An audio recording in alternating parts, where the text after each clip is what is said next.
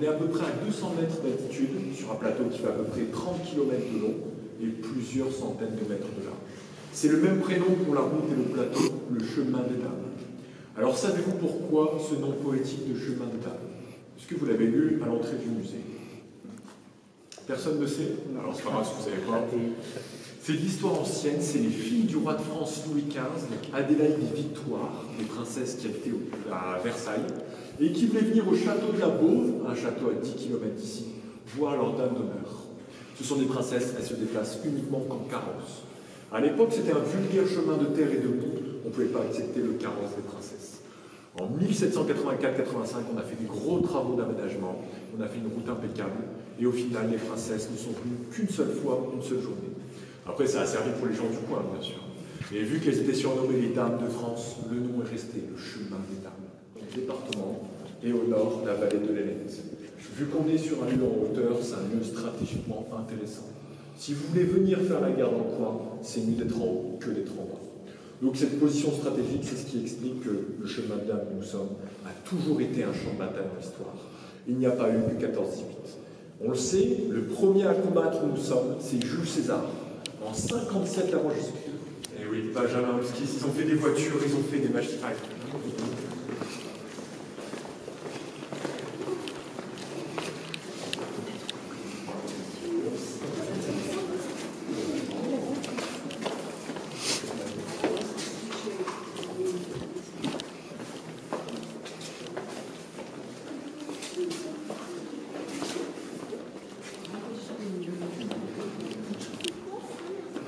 Moyen-Âge jusqu'au 19e siècle, on a des carriers, des tailleurs de pierre qui étaient là tous les jours. Et ici, on voit bien, ils ont découpé le mur. Les carriers ont pris un bloc de calcaire ici, un autre ici, etc. On faisait sécher la pierre au soleil et on obtenait un bon matériel de construction. Une fois de bougie. Il fait 12 degrés, 80% d'humidité. Maintenant, ce sont des Saxons. Ils viennent de l'est de l'Allemagne, de la ville de Dresde. Alors attention, dans l'armée allemande à l'époque, il n'y avait pas que des Allemands. Il y avait déjà les Alsaciens. L'Alsace-Lorraine n'était plus français. Il faut déplacer des gros blocs de pierre. Vous voyez, sur la vitrine, on l'a prélevé il y a quelques années. C'est un gros fossile de coquillage. Ce coquillage était vivant il y a 50 millions d'années. Il y a 50 millions d'années, il y avait une mer juste au-dessus. On appelle ça un campanile giganteum. Avant la guerre, en 1914, à la place du musée, il y avait une ferme et la carrière, c'était une étable. Pour les hivers, on mettait des chèvres, des moutons, du matériel agricole. Mais dès 73 hectares, il y a 60% qu'on peut visiter, 40% trop dangereux, on ne va pas y aller. Ah, donc, comme je vous disais, avant la guerre, avant 1914, il y avait 8 sorties et entrées vers le sud. Donc derrière vous, là-bas, 80 mètres, 8 sorties vers la vallée de l'Aisne. Donc il y avait le bâtiment de la ferme, qui va y en avoir un peu plus tard dans la vie. Alors pendant 2 ans, grossièrement, la situation ne va pas bouger.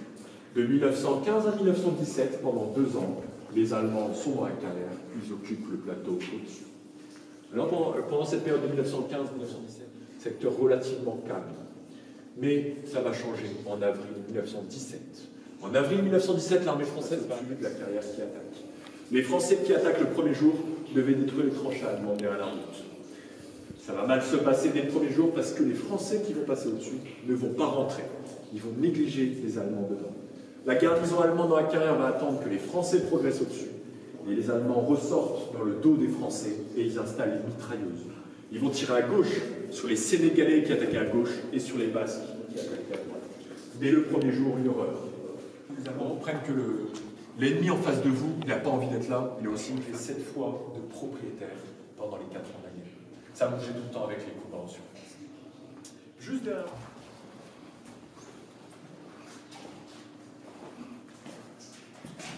Alors sur le plan, comme je vous ai dit, on est là, juste au-dessus de nos têtes, le parking de vos voitures.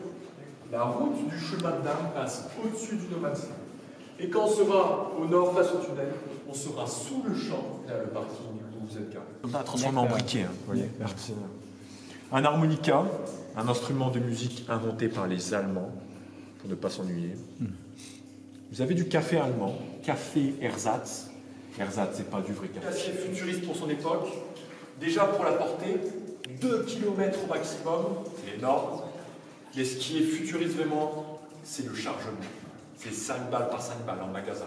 Les Allemands mettent les 5 balles un coup de verrou, clac, clac. En 2 secondes, ils ont rechargé. Les Français, on le verra après, c'est un peu moins bien. La principale différence entre le Lebel français et le Mauser allemand, c'est le chargement.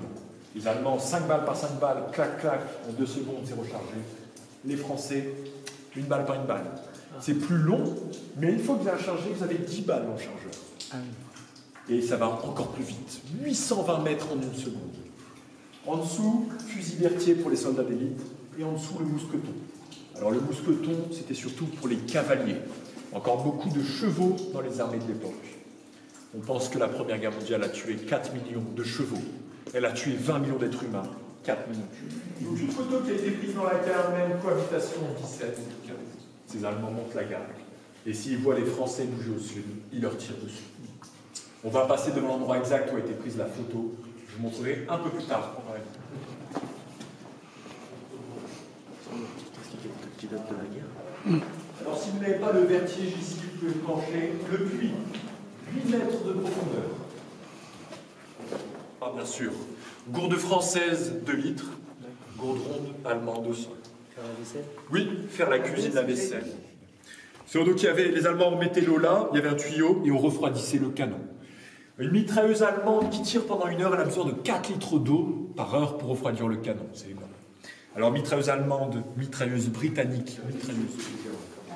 Les Français, on verra la théorie des Français. Vous voyez, les bouchers, il a été dynamité par les Français en 1918. Le 27 mai 1918, les Allemands attaquent au-dessus, il y a une énorme bataille. Les Français qui étaient dans la carrière, c'était des Bretons de Quimper à ce moment-là, ils ont fait dynamiter le tunnel par mesure de sécurité. Mais auparavant, il faut s'imaginer les munitions, les renforts, les médicaments des Allemands passaient par le tunnel. Les Allemands avaient mis un système de voies ferrées avec des wagons pour transporter les eaux plus lourdes. Ici, vous avez le même plan allemand que tout à l'heure. Et dans cette pièce, les Allemands avaient installé leur cuisine.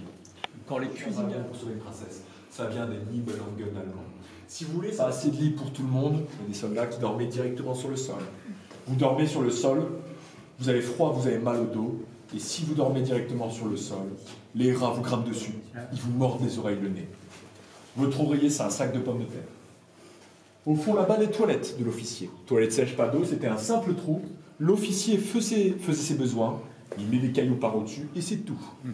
On pense que les toilettes de l'officier étaient nettoyées de manière rudimentaire, 1 fois par semaine, par un soldat allemand qui a fait une bêtise. Punition, corvée toilette. Alors l'officier... Les cailloux ont été rajoutés après la guerre dans les années 20. Il y avait plusieurs lits superposés comme celui-ci. Pas de matelas, du grillage. 2 hommes en haut, 2 hommes en bas. On dort à côté pour avoir moins froid. Mais par contre, on dort tête bêche. On a les pieds du camarade qui ne s'est pas lavé plusieurs jours près du visage. Quand les soldats étaient ici, ils s'ennuyaient beaucoup. Ils jouaient aux cartes, on attendait la relève, le café chaud. Vous avez des fausses pommes de terre pour montrer les menus. Alors vous ne trouvez pas que c'est une photo un petit peu particulière? Il y a plein de petits indices. En fait, on le sait, c'est une mise en scène cette photo. C'est une photo de propagande. L'histoire, c'est lui avec ses grosses moustaches, lui qui est venu dans la carrière avec des journalistes et qui a dit on va faire une photo sympa et propre pour les journaux. Vous avez déjà un certain éclairage. Petit sourire, il prend la pose. Les uniformes, les chaussures sont assez propres, pas de boue, pas de sang. On a tous les couvre-chefs de l'armée française implémentés, casques brillant des soldats, képis des officiers, bérets des chasseurs, du vin, du pain, c'est sympa, pas de rats, pas de soldats blessés, et les hommes sont lavés et rasés. Photo officielle, on n'a pas le droit de garder la barbe. On a le droit de garder la moustache, un symbole de la virilité, mais pas la barbe. Ils se sont lavés dehors, ils sont revenus tout propres pour la photo. Cette photo qui n'est pas si terrible, si vous la mettez dans les journaux, les familles françaises à l'arrière sont rassurées. Ah bah ça va en fait finalement la guerre, tout va bien. C'est la colonie de vacances. On dissimule les horreurs de la guerre aux civils. Français, on fait croire qu'on va gagner pour éviter les révoltes, etc. Alors c'est pareil chez les Britanniques, chez les Allemands bien sûr, il n'y a pas. On dort à 50 dans la carrière, les ronflements, les odeurs. Avec les bombardements au-dessus, quand on dort, la poussière qui nous tombe dessus. Pendant que vous dormez, les rats, les poux vous attaquent. Alors tout le monde avait des poux, même les généraux. Pas que dans les cheveux, les morpions, etc. Ça pouvait mesurer jusqu'à 1 cm, on les écrasait avec les ongles. Les Français avaient écrit une chanson, on appelle ceux des totos. Et toutes les 3 heures dans la nuit, vous devez réveiller un camarade pour qu'il aille monter la garde.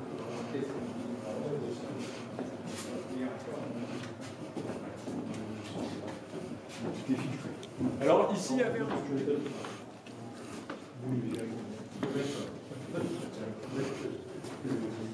Les tracteurs et les camions.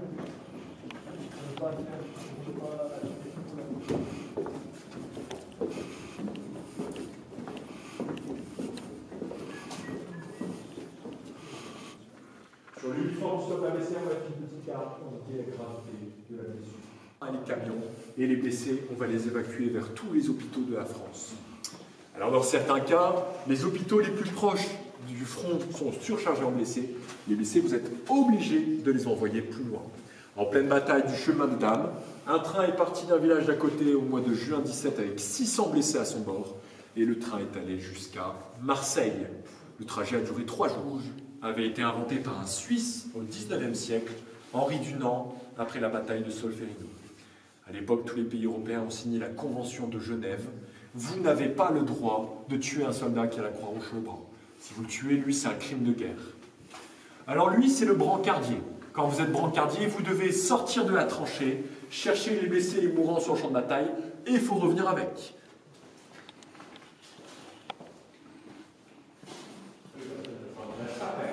La chapelle des Français en 14.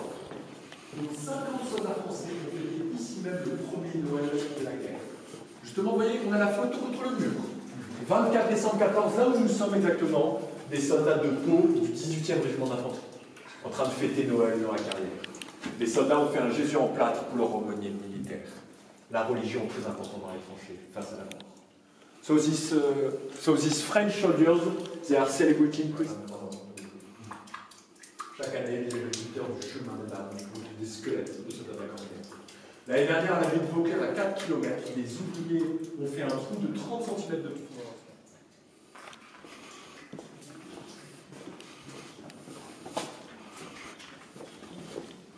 Un dragon carré orange. En bleu, la route du chemin des Dames que vous avez emprunté pour venir au musée. En rouge, la ligne de front en 1917. Les Allemands sont sur le plateau. Les Allemands occupent la ville de Laon. Les Français sont au sud, dans la vallée de l'Aisne. Là, ça fait 3 ans que cette guerre a commencé. Pour les Allemands, leur objectif, c'est toujours de capturer Paris, à 140 km d'ici. Pour les Français, il faut libérer le territoire et il faut capturer Berlin. Mais Berlin, c'est à 800 km d'ici. En 1917, l'armée française comme l'armée allemande, toutes les deux ont changé de général en chef. Le grand chef de l'armée française en 1917, ce n'est plus Joseph Joffre. Joffre, le vainqueur de la Marne en 14, va être remplacé en décembre 16 par l'un des vainqueurs de Verdun. Le chef de l'armée française en 1917, c'est un général d'artillerie qui vient de Corrèze, il s'appelle Robert Nivelle, un artilleur. Donc Robert Nivelle, c'est lui qui va décider d'attaquer au-dessus. C'est pour ça qu'on dit la bataille du chemin de Damme ou l'offensive Nivelle, du nom du général qui l'a fait.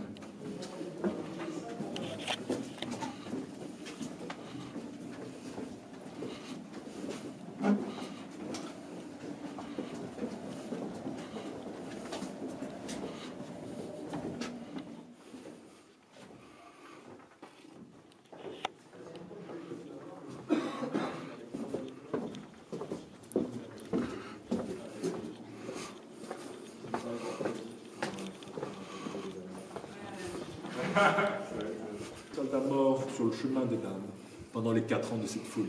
Les soldats, bien sûr, de toute nationalité. Les flammes représentent les âmes des soldats tués. Les flammes ne sont pas à la même hauteur, c'est pour montrer un effet que les âmes des morts montent vers les cieux. Le quadrillage sur le sol représente les tranchées et les conditions de vie horribles des tranchées. On pense que sur le secteur du chemin de Damme au-dessus, en 4 ans, c'est 300 000 morts. 300 000 morts en 4 ans. Français de métropole des colonies, Allemands, Britanniques, Belges, Italiens, Russes, Américains. Et avec les soldats volontaires dans la Légion étrangère française, on a retrouvé au-dessus des Suédois, des Portugais, des Espagnols, et même dans des avions français, au-dessus du chemin de Damme, on a retrouvé une dizaine d'aviateurs japonais volontaires. On a retrouvé des Japonais dans l'air, vous imaginez. C'est l'histoire du monde qui se déroule il y a plus de 100 ans au-dessus de nos têtes. Pendant 4 ans, on s'est entretués dans le secteur pour protéger la route de Paris des ennemis, ou protéger la route de Berlin des ennemis, pour se maintenir sur le plateau, ou pour le capturer mort en 4 ans.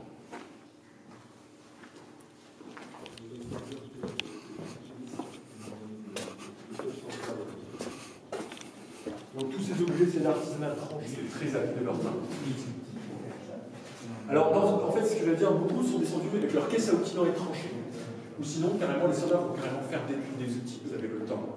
Les combats, c'est 5 à 10% du quotidien des soldats. On n'est pas toujours là. Vous avez le Little Frog. Dans les années 20, vous avez déplacé 4 mois de la France.